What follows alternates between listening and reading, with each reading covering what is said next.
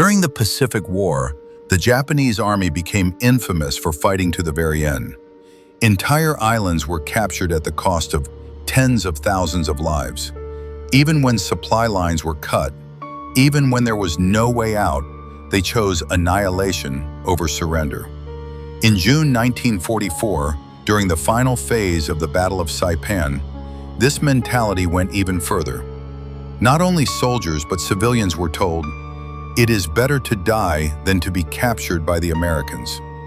As a result, thousands of civilians threw themselves off cliffs. This is often explained in simple terms. The Japanese soldiers were brave. It was the Bushido spirit. They chose death for the emperor. But was that really all there was to it?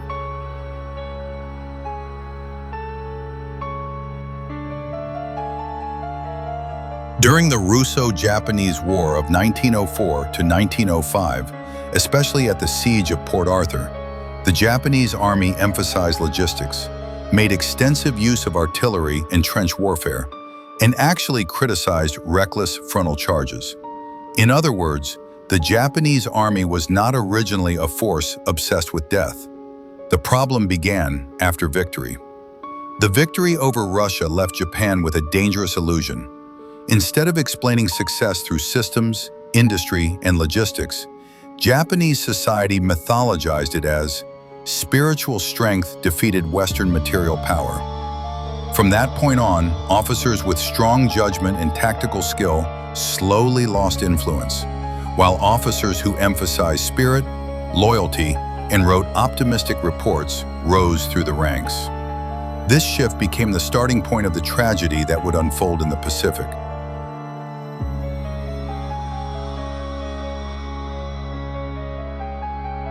Japan's obsession with spirit did not appear out of nowhere.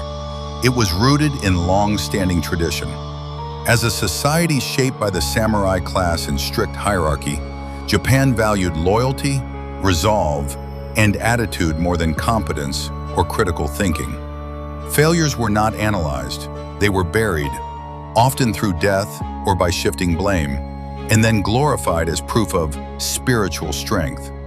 How dangerous this mindset was became clear in 1939 during the Nomonhan incident. In Japan, it is called an incident, but in reality, it was a full-scale conflict involving division-sized forces, tanks, and aircraft. The Japanese Kwantung Army fought with outdated assumptions. Infantry centered bayonet charges, tanks as mere infantry support, artillery and air power undervalued, and logistics dismissed as something to be overcome by willpower. The Soviet army fought very differently.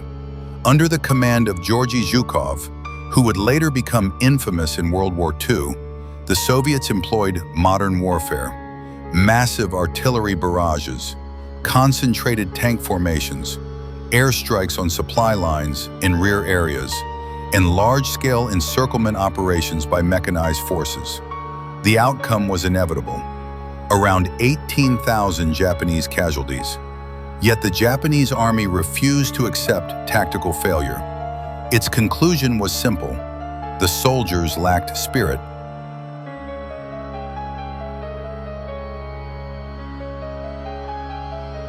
During the Pacific War, surrender in the Japanese army was not a defeat, it was a crime.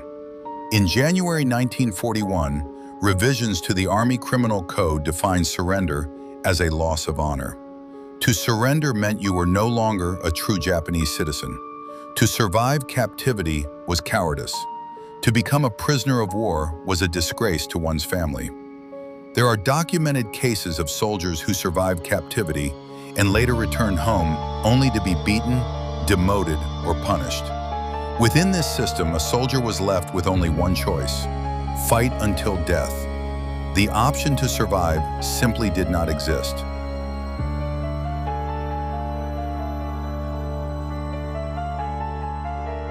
In modern warfare, retreat is not defeat. It is a tactical decision. But in the Japanese army, retreat was almost forbidden. This obsession led to disaster during the Guadalcanal campaign of 1942 to 1943. Supply lines were cut, Soldiers were starving. Disease spread through the ranks. Yet the Central Command refused to authorize withdrawal. As a result, more Japanese soldiers died from starvation and illness than from enemy fire. If they could not win, death was the only remaining outcome.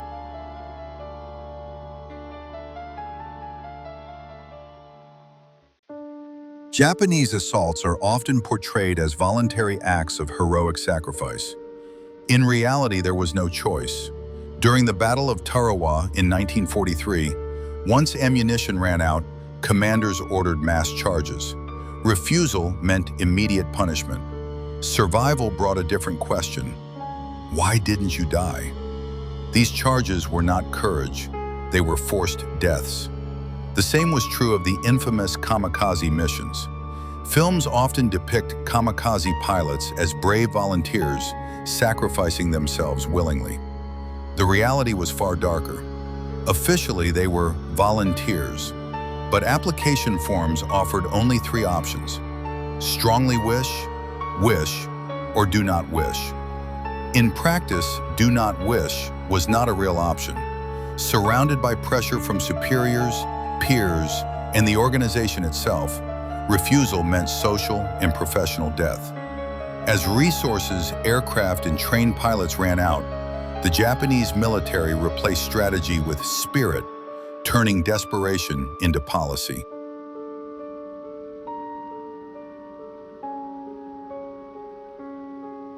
Here is a crucial point. This extreme sacrifice was demanded almost exclusively from soldiers. A clear example is the Imphal campaign of 1944. Japan invaded India without a realistic logistics plan. Around 60,000 soldiers died, mostly from starvation and disease. Yet the commanders responsible were not punished. Failure was always explained the same way: the soldiers lacked resolve. This system ensured that mistakes were never corrected.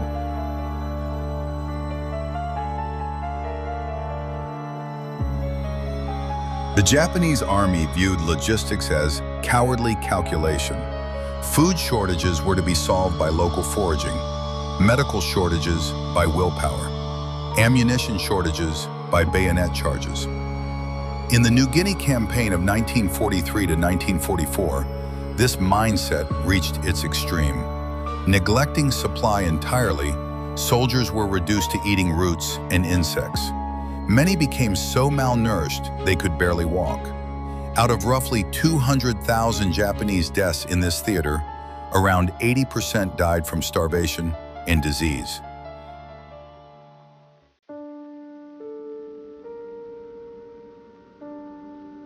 In 1945, at the Battle of Iwo Jima, the island's strategic value was already gone. Yet the Japanese army stayed and fought to the end in the name of honor. Out of 21,000 defenders, only 216 survived. Japan gained nothing.